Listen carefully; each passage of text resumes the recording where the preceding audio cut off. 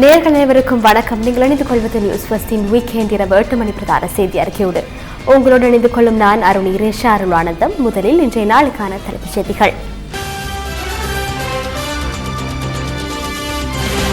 ATM இயந்திரமூடாக முன்னெடுக்கப்பட்ட நிதி மோசடி தொடர்பில் தகவல். கொடுக்கல் வாங்கலில் ஈடுபடுவோருக்கு அறிவித்தல். ஸ்ரீலங்கன் விமான சேவையில் MBBS பதவியேற்ற வைத்தியர் ஒருவர் 10 லட்சம் ரூபாவுக்கும் அதிக சம்பளம் பெறுவதாக குற்றச்சாட்டு. தேசிய அரசாங்க அமைப்பதற்கு எதிராக நீதிமன்றத்தை நாடுவதற்கு எதிர்க்கட்சி தீர்மானம். பதவியை இழக்க நேரிட்ட தமது கருத்து தொடர்பில் விஜயகலா மகேஸ்வரன் விளக்கம். உண்மையிலே நான் பேச வந்தது எங்களுடைய யுத்தத்துக்கு முன்னர் இருந்த நிர்வாகத்தை. Facebook விருந்து பிரசாரத்தின் பொழுது போதைப் பொருளுடன் கைதான 85 பேர் பிணையில் விடுவிப்பு. பெருந்தோட்ட தொழிலாளர்களுக்கு 1000 ரூபாய் அடிப்படை சம்பளம் வழங்க வேண்டும் என வலியுறுத்தி தன்னெழுச்சி மலேக இளைஞர்கள் ஹட்டனில் சத்தியகிரக போராட்டம். தொடர்வது விரிவான செய்திகள். 71வது தேசிய தினத்தை முன்னிட்டு 33வது தடவையாகவும் ஏற்பாடு செய்யப்பட்ட தேசிய கலாச்சார கல்வி ஊடகம் மற்றும் வர்த்தக மாநாடு இன்று முற்பகல் நடைபெற்றது. பண்டாரநாயக்க சர்வதேச மாநாட்டு மண்டபத்தில் இந்த மாநாடு நடைபெற்றது. தேசிய நல்லிணக்க சங்கத்தின் வழிகாட்டலில் நடைபெற்ற இந்த மாநாட்டில் சர்வமத தலைவர்கள் உள்ளிட்ட பலர் கலந்து கொண்டிருந்தனர். இதன்போது கௌரவ விருதுகளும் வழங்கப்பட்டன. இனம், சமயம், கலாச்சாரம், மருத்துவம், இலக்கியம், கலை, கல்வி, வர்த்தகம், சமூக சேவை உள்ளிட்ட பிரிவுகளில் தேசிய மறுமலர்ச்சிக்கு பங்காற்றியவர்களுக்கு கௌரவ விருதுகள் உள்ளிட்ட 65 விருதுகள் இதன்போது வழங்கப்பட்டன. சிரேஷ்ட ஊடகவியலாளர் எட்வின் ஆரியதாசவிற்கு இதன்போது கௌரவ விருது வழங்கப்பட்டது. ஊடகத்துறையில் 24 வருட அனுபவம் மிக்க நியூஸ் ஃபர்ஸ்டின் ஊடகவியலாளர் ஸ்ரீபால் வன்னியாராய்ச்சி இதன்போது கௌரவ விருதுக்கு பாத்திரமானார். ஊடகத்துறையில் அவர் ஆற்றிய மக்கள் நலன் மற்றும் சமூக நடவடிக்கைகளுக்காக கீர்த்தி ஸ்ரீ தேசபந்து ஊடகவியலாளர் என்னும் கௌரவ விருது ஸ்ரீபால் வன்னியாராய்ச்சிக்கு கிட்டியது.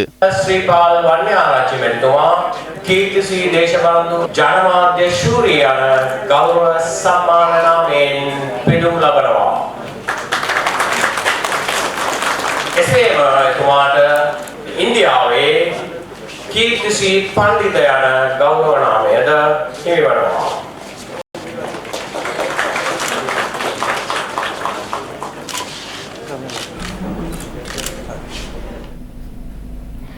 அரசு மற்றும் தனியார் வங்கிகளில் ATM எனப்படும் தன்னியக்க இயந்திரமூடாக முன்னெடுக்கப்பட்ட நிதி மோசடி தொடர்பில் குற்றப்புலனாய்வு பிரிவினர் விசாரணைகளை ஆரம்பித்துள்ளனர். இலங்கையில் உள்ள வங்கிகளில் காணப்படும் ATM எனப்படும் தன்னியக்க பணப்பரிமாற்ற இயந்திரங்களில் கருவியொன்றை பொருத்தி அதனூடாக வாடிக்கையாளர்களின் தரவுகள் குழு ஒன்றினால் சேகரிக்கப்பட்டுள்ளன. அந்த தரவுகளை பயன்படுத்தி போலியான அட்டைகளூடாக பணம் பெறப்படுவதாக முறைப்பாடுகள் கிடைத்துள்ள நிலையில் அது தொடர்பிலான விசாரணைகளை குற்றத்தடுப்பு திணைக்களத்தினர் முன்னெடுத்துள்ளனர். இந்த நிலையில் இலங்கை மத்திய வங்கியுடன் இணைந்த நிறுவனமான லங்கா கிளியர் நிறுவனம் அறிக்கை ஒன்றை வெளியிட்டுள்ளது. ATM எனப்படும் தன்னியக்க பணப்பரிமாற்ற இயந்திரத்தினூடாக கொடுக்கல் வாங்கலில் ஈடுபடும் போது அவதானத்துடன் செயற்படுமாறு ATM இயந்திரத்தை பயன்படுத்துவோருக்கு லங்கா கிளியர் நிறுவனம் அறிவித்துள்ளது. ATM இயந்திரத்தை பயன்படுத்துவோர் கவனம் செலுத்த வேண்டிய சில முக்கிய விடயங்கள் இந்த அறிக்கையில் குறிப்பிடப்பட்டுள்ளன. நிதி கொடுக்கல் வாங்கலுக்கு பயன்படுத்தப்படும் ATM இயந்திரத்தில் அனாவசியமான கருவிகள் பொருத்தப்பட்டுள்ளதா என்பதை கொடுக்கல் வாங்கலில் ஈடுபடுவதற்கு முன்னர் ஆராயுங்கள். ATM இயந்திரத்தினூடாக கொடுக்கல் வாங்கலில் ஈடுபடுகையில் உங்களை சூழ உள்ளவர்கள் தொடர்பில் கவனம் செலுத்துங்கள். சந்தேகத்திற்கிடமான பொருள் அல்லது நபர்கள் தொடர்பில் வங்கியின் பாதுகாப்பு பிரிவு அல்லது போலீசாருக்கு அறிவியுங்கள். ATM இயந்திரத்தை பயன்படுத்தும் அனைவரும் தமது ATM அட்டைக்குரிய வங்கியில் கொடுக்கல் வாங்கலுக்கான குறுந்தகவல் அறிவித்தலை செயற்படுத்திக் கொள்ளுங்கள். பெல்லான்வில ரஜமஹா விஹாராதிபதி மற்றும் ஸ்ரீ ஜாவர்தனபுர பல்கலைக்கழக பீடாதிபதி பேராசிரியர் பெல்லான்வில விமலரத்ன தீரர் காலமாகி நேற்றுடன் 1 வருடம் பூர்த்தியானது. இதனையொட்டி இன்று சமய நிகழ்வு ஒன்று நடைபெற்றது. இந்த தான நிகழ்வில் எதிர்க்கட்சித் தலைவர் மஹிந்த ராஜபக்ச, முன்னாள் பாதுகாப்பு செயலாளர் கோட்டாபய ராஜபக்ச உள்ளிட்ட பலர் கலந்து கொண்டனர். சுதந்திர தினமா தேசிய தினமா என்ன என எமக்கு தெரியாது. ஆம், நான் கலந்து கொள்வேன். இல்லை, எமக்கு அவ்வாறு அழைப்பு விடுக்கப்படுவதில்லை அல்லவா? எம்மால் செல்ல முடியாது. இது அரசு நிகழ்வு. சிறப்பாக உள்ளது. நான் எந்த தேர்தலுக்கும் தயார். நாம் எதற்கும் தயார். மக்களின் எதிர்பார்ப்பிற்கு அமைய செயற்பட வேண்டும். மக்கள் விரும்பினால் நாம் செய்வோம். பொறுப்பளித்தால் முன்னெடுப்போம். 71வது தேசிய தினத்தை முன்னிட்டு காலி முகத்திடலில் நடைபெறவுள்ள நிகழ்வுகளுக்கான அனைத்து ஏற்பாடுகளும் பூர்த்தியடைந்துள்ளன. இதில் பிரதம விருந்தினராக கலந்து கொள்ளவுள்ள மாலத்தீவு ஜனாதிபதி இப்ராஹிம் முகமது சோலி இன்று முற்பகல் நாட்டை வந்தடைந்தார். 71வது தேசிய தின நிகழ்வில் கலந்து கொள்வதற்காக மாலத்தீவு ஜனாதிபதி இன்று முற்பகல் 11 மணியளவில் கொழும்பை வந்தடைந்தார். பிரதமர் ரணில் விக்ரமசிங்க உள்ளிட்டோர் கட்டுநாயக்கவில் உள்ள பண்டாரநாயக்க சர்வதேச விமான நிலையத்திற்கு சென்று மாலத்தீவு ஜனாதிபதியை வரவேற்றனர். இதேவேளை தேசிய தின நிகழ்விற்கான இறுதியொத்திகை இன்று முற்பகல் காலி முகத்திடலில் நடைபெற்றது.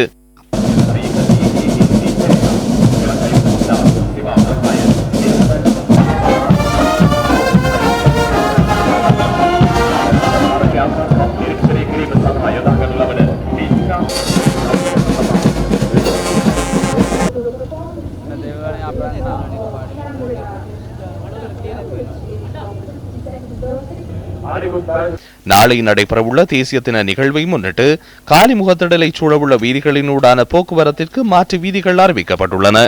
උදෑසන 5 අලුයම 5 සිට பிப்ரவரி 4ஆம் தேதி சுதந்திர தின நிகழ்வுகள் நிறைவடையும் வரை காலை 5 மணி முதல் கொள்ளுப்பிட்டி சந்தையிலிருந்து லோட்டஸ் சுற்றுவட்டம் வரையான வீதி மூடப்பட உள்ளது. போலீஸ் அதிகாரிகளின் சமிஞ்சைகளுக்கு அமைய செயற்படுமாறு மக்களிடம் கேட்டுக்கொள்கின்றோம். அந்த வீதிகளை தவிர்த்து வேறு வீதிகளை முடிந்தளவு பயன்படுத்துமாறும் கோருகின்றோம். භාවිතා කරන ලෙසටත් ඉල්ලා සිටිනවා. ஸ்ரீலங்கன் விமான சேவை தற்போது எதிர்நோக்கியுள்ள நிலைமைக்கான காரணம் தொடர்பில் ஊழலுக்கு எதிரான குரல் அமைப்பின் ஏற்பாட்டாளர் வசந்த சமரசிங்க இன்று நடைபெற்ற ஊடக சந்திப்பில் கருத்து தெரிவித்தார். ஸ்ரீலங்கன் விமான சேவை நிர்வாகம் மூலம் தற்போது நிறுவனம் பாரிய நிதி நெருக்கடியை எதிர்நோக்கியுள்ளது. ஸ்ரீலங்கன் விமான சேவையில் வைத்தியர் ஒருவர் இருக்கின்றார். அவர் MBBS பதிவேட்டில் இல்லை. எனினும் அவருக்கு 10 லட்சம் ரூபாவுக்கும் அதிக சம்பளம் வழங்கப்படுகின்றது. நட்டத்தை எதிர்நோக்கும் இந்த நிறுவனத்தின் ஊழியர்கள் அதிகம் என ஜனாதிபதியும் கூறியிருந்தார். ஈழ மக்கள் புரட்சிகர முன்னணியின் யாழ்ப்பாணம் கிளிநொச்சி பிராந்திய மாநாடு இன்று யாழ்ப்பாணத்தில் நடைபெற்றது. யாழ் வீரசிங்க மண்டபத்தில் நடைபெற்ற இந்த மாநாட்டில் தமிழ் மக்கள் கூட்டணியின் செயலாளர் நாயகம் CV விக்னேஸ்வரன் உள்ளிட்ட பலர் கலந்து கொண்டிருந்தனர். கூட்டமைப்பு என்பது இலங்கை தமிழரசு கட்சியை முன்னேற்ற அமைக்கப்பட்ட ஒரு அரசியல் கட்டமைப்பு அல்ல. தமிழ் மக்களின் நலன் கருதி அமைக்கப்பட்ட ஒரு கூட்டு அமைப்பு தான் அது. அந்த வகையில் ஈழ மக்கள் புரட்சிகர விடுதலை முன்னணி ஆயுத குழுவாக செயற்பட்ட காலத்தை தற்போது கைவிட்டு அப்போது நடந்தவற்றை கெட்ட கனவாக மறந்து இன்றைய அரசியல் நீரோட்டத்தில் தமிழ் மக்களின் விடுதலை ஒன்றையே முதன்மை கோரிக்கையாக ஏற்றுக்கொண்டு தமது கொள்கை வழியில் உண்மையாகவும் நேராகவும் நின்று செயற்பட முன்வந்துள்ளார்கள். அதனை நாங்கள் புரிந்து கொள்ள வேண்டும். அந்த நல்ல காரணத்திற்காகவே நான் இந்த நிகழ்வில் கலந்து கொள்வதற்கு எனது சம்மதத்தை தெரிவித்திருந்தேன். நாம் புதிதாக தொடங்கிய தமிழ் மக்கள் கூட்டணி என்ற அரசியல் கட்சியுடன் இணைந்து செயல்படுவதற்கு வேறு சில கட்சிகளின் உறுப்பினர்கள் தமது சம்மதத்தை தெரிவித்த போதும் அக்கட்சிகள் தொடர்ந்தும் தமிழ் தேசிய கூட்டமைப்புடன் அங்கத்துவ கட்சிகளாக விளங்குகின்ற காரணத்தினால் அவர்களின் கோரிக்கையை நான் மனவருத்தத்துடன் ஆனால் முழுமையாக நிராகரித்து விட்டேன். தமிழ் தேசிய கூட்டமைப்பின் கட்டமைப்பை நான் எக்காலத்திலும் சிதறடிக்க செய்ய மாட்டேன் என்ற எனது அப்போதைய உறுதிமொழிக்கு அமையமாகவே நான் அவர்களின் கோரிக்கையை மிகவும் இறுகிய கல்நெஞ்சக்காரனாக என்னை மாட்டிக்கொண்டு நிராகரித்திருந்தேன். கடந்த 2015ஆம் ஆண்டு முதல் 2019 வரை தமிழ் மக்களின் பல கோரிக்கைகள் குறிப்பிட்ட கால எல்லைக்குள் தீர்த்திருக்கலாம். தமிழ் தேசிய கூட்டமைப்பின் ஆதரவில்லாமல் அரசு நிலைத்திருக்க முடியாது என்ற சூழ்நிலையில் அரசியல் கைதிகளை விடுவித்தல் போன்றவற்றையாவது செய்திருக்கலாம். ஆனால் இவை தொடர்பாக ஆக்கப்பூர்வமான அழுத்தங்களை கொடுக்க தமிழ் தேசிய கூட்டமைப்பு முயற்சிக்கவில்லை என்பது மாத்திரமல்ல, இவை எல்லாவற்றுக்கும் ஊடாக தமிழ் மக்கள் நலன் சார்ந்து இவர்கள் இதனைத்தான் சாதித்தார்கள். ஐக்கிய தேசிய கட்சிக்கு பாராளுமன்றத்தில் அறுதி பெரும்பான்மை இருக்கிறது என்பதை நிலைநாட்ட தனது உறுப்பினர்களின் சத்தியா கடதாசிகளை தமிழ் தேசிய கூட்டமைப்பு உறுப்பினர்களின் சத்திய கடதாசிகளை வாங்கி நீதிமன்றத்திற்கு சமர்ப்பித்த அதே வேளை ஐக்கிய தேசிய கட்சியின் தலைவர் ரணிலை பிரதமராக்க வேண்டும் என்று மீண்டும் ஒரு முறை தமது பாராளுமன்ற உறுப்பினரின் கையெழுத்தை பெற்றுக் கொண்டவர்கள் இவ்வளவும் செய்து முடித்ததன் பின்னர் தமிழ் மக்களுக்கு கிடைத்தது என்ன? புதியதோர் அரசியல் சாசனம் வரும் வரும் வரும் என்று கூறிக்கொண்டிருக்கக்கூடிய திரு சம்பந்தன் அவர்கள் அதே தமிழர் விரோத அரசியல் சாசனத்தை காப்பாற்றுவதற்காக நீதிமன்றம் சென்றமையானது அவரது முரண்பட்ட சிந்தனையை காட்டுகின்றது. எதிர்க்கட்சி தலைவர் பதவியில் இருந்த தன்னை வெளியேற்றியமை பாராளுமன்ற சம்பிரதாயங்களுக்கு எதிரானது என கூறி தனது பதவியை காப்பாற்றிக் கொள்ள முடியவில்லை. சபாநாயகர் பாராளுமன்ற சம்பிரதாயங்களை மீறிவிட்டார் என்று இவர் காப்பாற்றிய பிரதமரால் ஒரு வசனம் கூட பேச முடியவில்லை சம்பந்தனுக்காக. பல்வேறு வகையான போதைப் பொருட்களுடன் ஹிகுராங்குடையில் உள்ள ஹோட்டல் ஒன்றில் நேற்றிரவு கைது செய்யப்பட்ட இளைஞர் யுவதிகள் உள்ளிட்ட 85 பேர் பிணையில் விடுவிக்கப்பட்டுள்ளனர். அந்த ஹோட்டலின் முகாமையாளரையும் மேலும் 4 எதிர்வரும் 6ஆம் திகதி வரை விளக்கமறியலில் வைக்குமாறு ஹிங்குராங்குடை மேலதிக நீதவான் ஷிராந்தி பெரெல்லகம உத்தரவிட்டார். Facebook சமூக வலைதளத்தினூடாக மின்னேரியா பகுதியில் உள்ள ஹோட்டல் ஒன்றில் நிகழ்வொன்று ஏற்பாடு செய்யப்பட்டிருந்தது. இதற்கமைய காலி, மாத்தரை, கொழும்பு, நுவர்லியா மற்றும் கண்டி உள்ளிட்ட பல பகுதிகளை சேர்ந்த 200க்கும் அதிகமானோர் மின்னேரியாவுக்கு நேற்று மாலை சென்றுள்ளனர். இதற்காக ஒவ்வொருவரிடமிருந்தும் தலா 2500 ரூபாய் அறவிடப்பட்டுள்ளது. அந்த ஹோட்டலுக்கு சென்றவர்கள் அங்கிருந்து ஹிங்குராங்குடையில் உள்ள வேறொரு ஹோட்டலுக்கு ஏற்பாட்டாளர்களால் அனுப்பப்பட்டுள்ளனர். நேற்றிரவு 10 மணியளவில் இந்த நிகழ்வு ஆரம்பமாகியுள்ளது.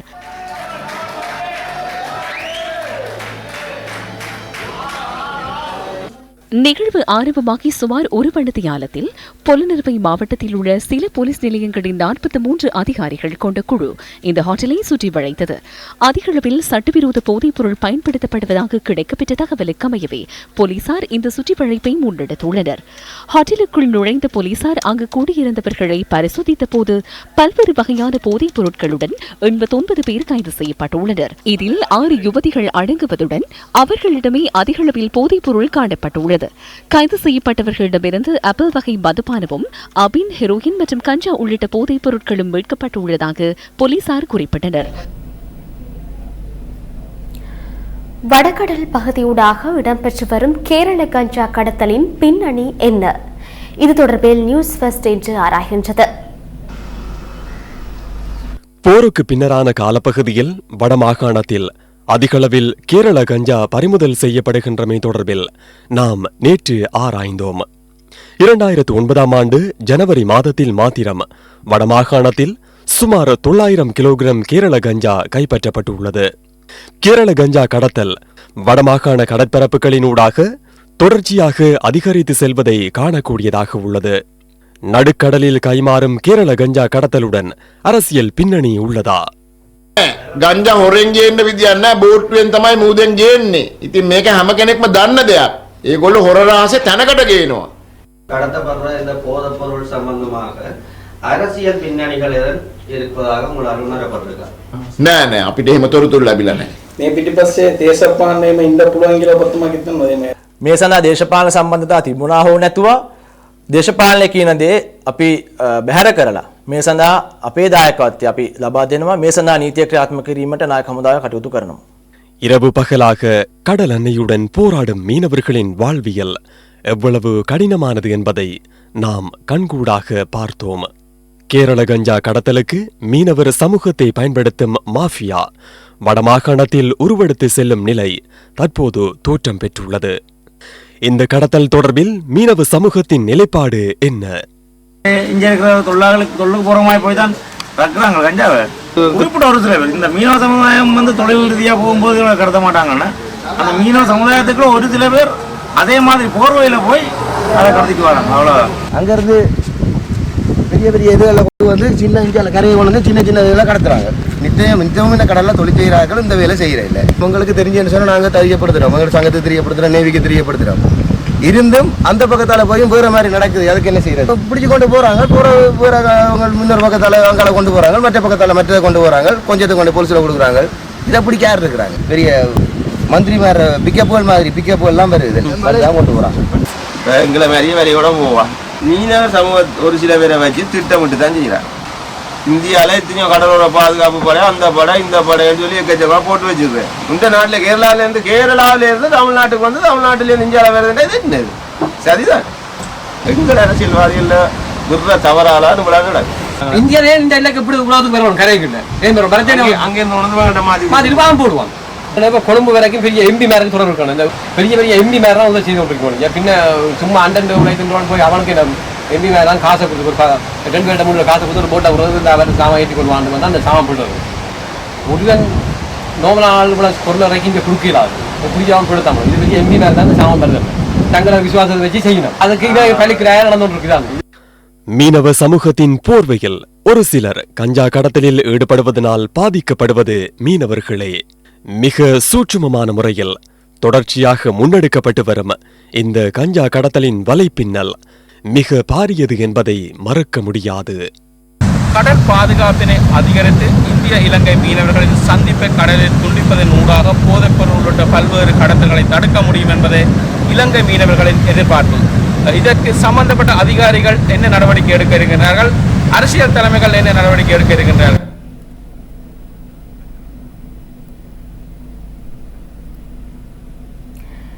இந்தியாவின் முன்னாள் பாதுகாப்பு அமைச்சர் மறைந்த ஜார்ஜ் பெர்னாண்டோவிற்கு இன்று கிளிநொச்சியில் அஞ்சலி செலுத்தப்பட்டது. கிளிநொச்சியில் அமைந்துள்ள இலங்கை தமிழரசு கட்சியின் அலுவலகத்தில் இந்த நிகழ்வு நடைபெற்றது. போதை வஸ்துக்கள் தாராளமாக வடக்கிலும் கிழக்கிலும் வருகின்றன என்றால் இராணுவம் இருக்கிறது, போலீஸ் இருக்கிறது, முழுமையான ஒரு பாதுகாப்பு இராணுவ கட்டுப்பாட்டுக்குள் தமிழர்கள் இருக்கக்கூடியதாக இவ்வளவும் வருகிறது என்றால் ஒரு எதிர்காலத்திலே போரியல் பற்றி அல்லது தன்னுடைய இருப்பு பற்றி தங்களுடைய எதிர்கால சிந்தனை பற்றி இந்த இளைய சமுதாயம் சிந்திக்கக்கூடாது. இளைய சமுதாயம் சிந்திக்கக்கூடாது என்றால் அவர்களிடம் வேண்டிய அளவு போதை வஸ்துக்களை விநியோகிக்க வேண்டும், கஞ்சாவை விநியோகிக்க வேண்டும், அவர்களுக்கு வேண்டிய அளவு மதுவை இங்கே கொடுக்க வேண்டும், அதற்கான பல மது வகைகளை உருவாக்க வேண்டும். இதைத்தான் இலங்கையில் இருக்கின்ற அரசியல் தரப்பு இப்பொழுது சிந்திக்கிறது. அவ்வாறானவற்றை பாதுகாப்பு தரப்பின் உதவியோடு செய்ய வேண்டும். அதுக்குத்தான் 1,50,000 படைகள் இன்றும் வடக்கு கிழக்கிலே தாராளமாக குவித்து வைக்கப்பட்டிருக்கிறது. அவ்வாறு குவித்து வைத்திருக்கிற படைகளுக்கு மத்தியில் இவ்வளவு போதைப் பொருட்களும் வருகிறது என்றால் அதுக்கு பின்னால் உள்ள அரசியல் பின்னணியையும் அதற்கு பின்னால் உள்ள அந்த சூழலையும் நீங்கள் சிந்தியுங்கள். உரிமையை சிதைக்கின்ற ஒரு சூழலை இந்த அரசாங்கம் செய்து கொண்டிருக்கிறது. இது ரணில் அரசாங்கம் இதைத்தான் செய்கிறது. மன்னார் அடம்பன் மத்திய மகாவித்தியாலய இல்ல மெய் வல்லுநர் போட்டி நேற்று நடைபெற்றது. மன்னார் அடம்பன் மத்திய மகாவித்தியாலய இல்ல மெய்வல்லுநர் போட்டியின் இறுதி நிகழ்வில் கல்வி ராஜாங்க அமைச்சர் விஜயகலா மகேஸ்வரன் பிரதம விருந்தினராக கலந்து கொண்டிருந்தார். யுத்தத்தை முடிவுக்கு கொண்டு வந்த அரசாங்கம் அபிவிருத்தி செய்யப்படவில்லை. அவர்கள் அபிவிருத்தி செய்வதாக கூறி போத வஸ்துக்களை வடக்கு கிழக்கிலே கொண்டு வந்து விதைத்தார்கள். அரசியல்வாதிகளுடைய வாகனங்கள் சோதனைக்கு உட்படுத்தப்படுவதில்லை. அந்த வாகனத்தில் என்ன போகும் என்பது தெரியாது. முப்படைகளும் இங்கே வேலை செய்துவிட்டு விடுமுறைக்கு சென்று திரும்பி வரும்போது அவர்களும் கொண்டு வந்திருக்கின்றார்கள். நான் ஆற்றிய உரை அது என்னத்தை கொண்டு வந்தது? எனது பதவியை ராஜினாமா செய்ய வைத்தது. உண்மையிலேயே நான் பேச வந்தது எங்களுடைய யுத்தத்துக்கு முன்னர் இருந்த நிர்வாகத்தை. நான் நினைக்கின்றேன் தமிழீழ விடுதலை புலிகள் காலத்தில் 2001 2004 ஆண்டு காலப்பகுதிகளில் இவர்களுடைய ஆட்சி இருந்தது, ஐக்கிய தேசிய கட்சியின் ஆட்சி இருந்தது. அந்த காலங்களில் இங்கே வடக்கு கிழக்கு வேற ஒரு பகுதியிலே ஆளப்பட்டு வந்தன. அந்த வேலைகளில் கூடி எங்களுடைய மக்கள் இங்கு வாழ்கின்றவர்கள் தமிழீழ விடுதலை புலிகளும் சரி அந்த காலத்தில் வெளிநாடு சென்று தங்களுடைய தேவைகளை செய்து மீண்டும் இந்த கிளிநொச்சி, மன்னார், முல்லைத்தீவு, வவுனியா, யாழ் மாவட்டத்துக்கு வந்து அதே போல் கிழக்கு வந்த வரலாறு நீங்கள் அறிந்த உண்மை. மக்கள் பல்வேறு பிரச்சனைகளுக்கு மத்தியில் வாழும்போது நாட்டின் அரசியல் மேடைகளில் தேசிய அரசாங்கம் எனும் எண்ணக்கரு பிரதான தலைப்பாக மாறியுள்ளது. ஐக்கிய தேசிய கட்சி தேசிய அரசாங்கத்தை உருவாக்குவதற்கான யோசனையை சபை முதல்வர் லக்ஷ்மன் கிரியல்ல கடந்த வெள்ளிக்கிழமை பாராளுமன்ற செயலாளர் நாயகத்திடம் கையளித்தார். எனினும் அந்த யோசனைக்கு ஐக்கிய தேசிய கட்சியின் சில அமைச்சர்கள் உள்ளிட்ட பல்வேறு தரப்பினரும் எதிர்ப்பு தெரிவித்து வருகின்றனர். ஒரு தடவை நாம் தேசிய அரசாங்கத்தை அமைத்தோம், எனினும் அதனை முன்னெடுத்துச் செல்வதற்கு இடம் அளிக்கவில்லை. எனினும் எதிர்காலத்தில் எதிர்நோக்க உள்ள சவால்களுக்கு மத்தியில் பாராளுமன்றத்தில் இவ்வாறு செயற்படுவது பொருத்தமற்றது.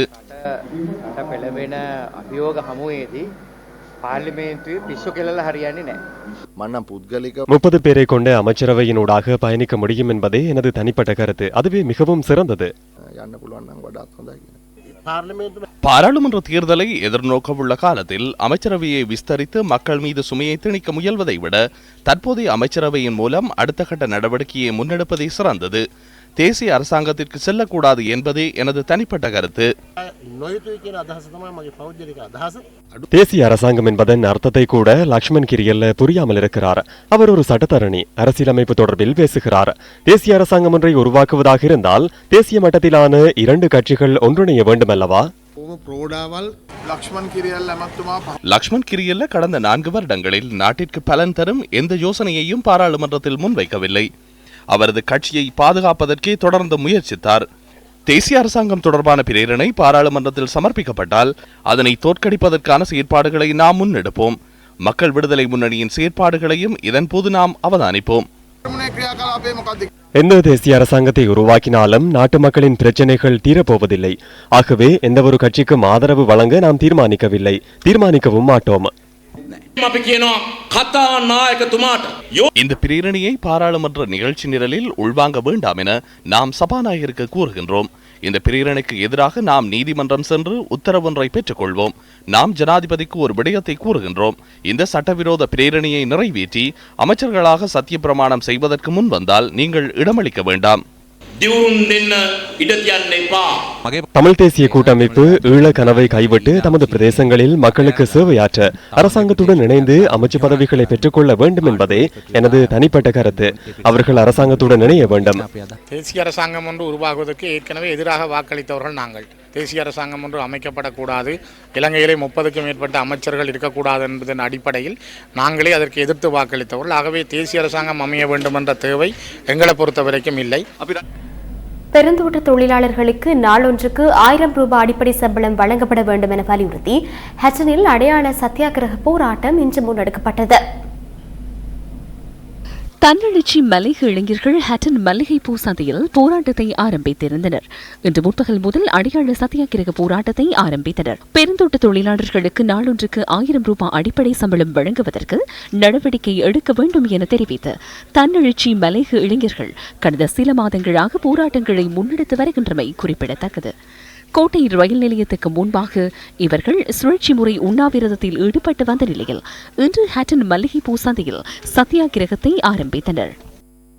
கௌரவத்துக்குரிய தொண்டமான் அவர்கள் 30ஆம் தேதி நாடாளுமன்ற உறுப்புரிமையிலிருந்து வெளியேறுகிறோம் என்று கூறிவிட்டு அடுத்த கணமே அவர் அமைச்சு பதவியை ஏற்றுக்கொண்டு மக்களுக்கு ஒரு நாடகத்தை காண்பித்தார். அதன் பின்னர் நாடாளுமன்றத்திலே உரையாற்றினார். அடிப்படை சம்பளம் 1000 ரூபாய் கொடுக்காது, நாங்கள் கையொப்ப விடமாட்டோம் என்று கூறிவிட்டு அடுத்த கணம் அவர் பிரதமருடைய மாளிகைக்கு சென்று அங்கே கொல்லைப்புறமாக சென்று அங்கே அவர் 20 ரூபாய்க்கு கையொப்பமிட்டிருக்கின்றார். இது திகாம்பரம் அவர்கள் கூறினால் பிரதமரை சந்தித்துவிட்டு நாங்கள் நியாயமான ஒரு விடயம் கிடைக்காவிட்டால் ஹட்டன் மாநகரிலே அமர்ந்திருந்து சத்தியாகிரக போராட்டத்தை மேற்கொள்வோம் என்று கூறினார்.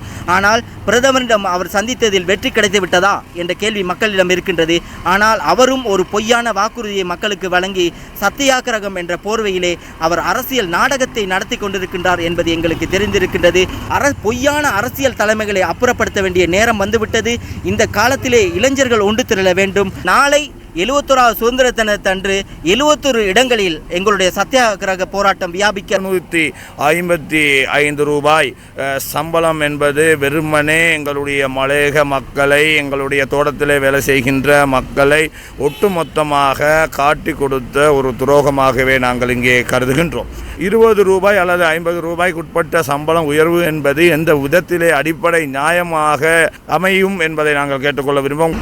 எங்களுடைய மலையக தோட்ட தொழிலாளரை மாத்திரம் வைத்து செய்து கொள்ளப்பட்ட இந்த ஒப்பந்தம், இதற்கு பின்னால் மலையக மக்களுக்கு பின்னால் இருக்கும் அவர்களுடைய உறவுகள் சம்பந்தமான ஒரு பார்வை இவர்களுக்கு இருக்கவில்லை. எனவே ஒட்டுமொத்தமாக நாங்கள் அவமானப்படுத்தப்பட்டிருக்கின்றோம் எங்களுடைய சமூகம் இந்த சம்பள உரிமை விடயத்திலே. ஆனால் கூட்டு ஒப்பந்தம் என்பதை மக்களுடைய சம்பளத்தை 3 தொழிற்சங்கங்கள் உள்ளடக்கி அந்த சம்பளத்தை கையில் எடுப்பது எந்த விதத்தில் நியாயமானது? இது அரசுக்கு தெரியும். மீண்டும் மலையக மக்களை ஏமாற்றிக் கொண்டே இருக்கின்றது அரசும் எமது மலையக தலைவர்களும். அவர்களை அகற்றுவோம், பார்லமெண்டத்திலிருந்து அகற்றுவோம் வெளியிலே. பதுளை மாவட்ட தொழிலாளர் தேசிய சங்கத்தின் தோட்ட தலைவர்களுடனான சந்திப்பு இன்று பதுளையில் நடைபெற்றது.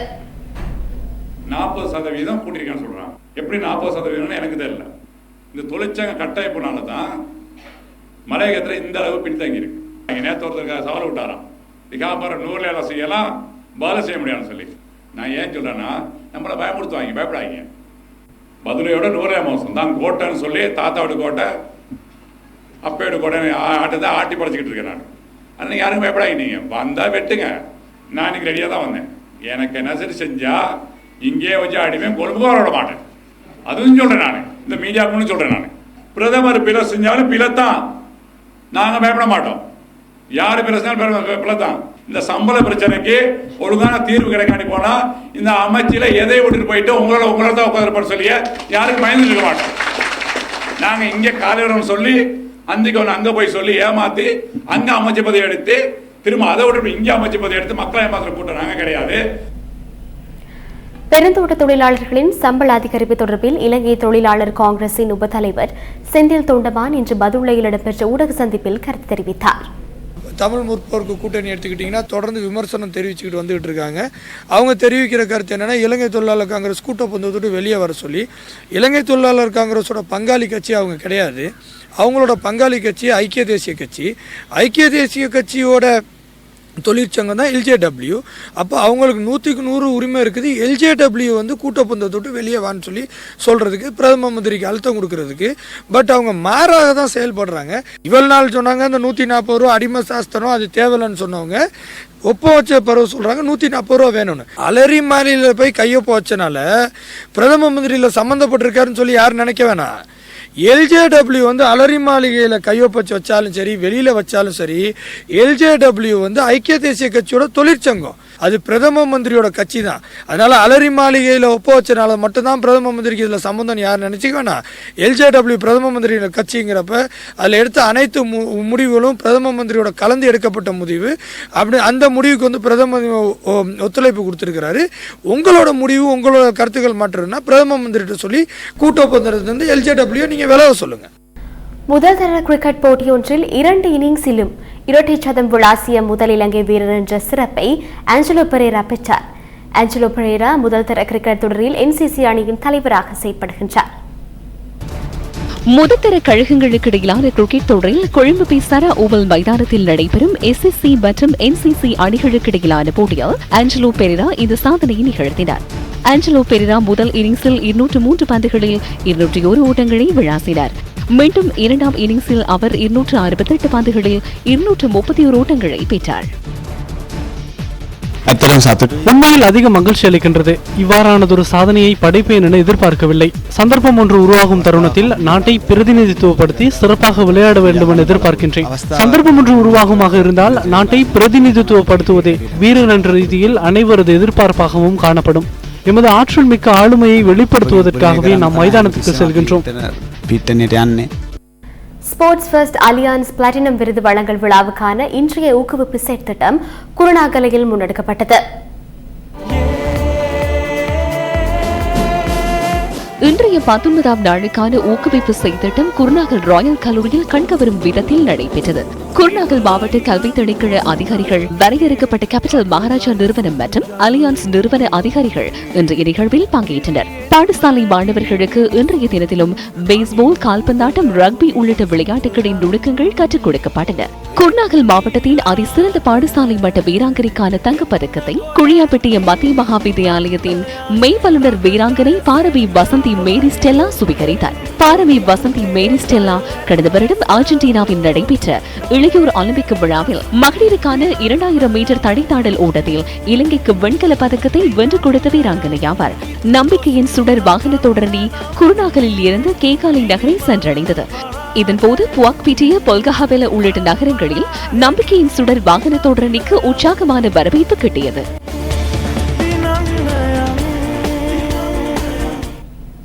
இத்துடன் நியூஸ் ஃபர்ஸ்ட் இரவு 8 மணி பிரதான செய்தி அறிக்கை நிறைவடைகின்றது. மீண்டும் சந்திக்கலாம் இரவு 10:30 பிரதான செய்தி அறிக்கை.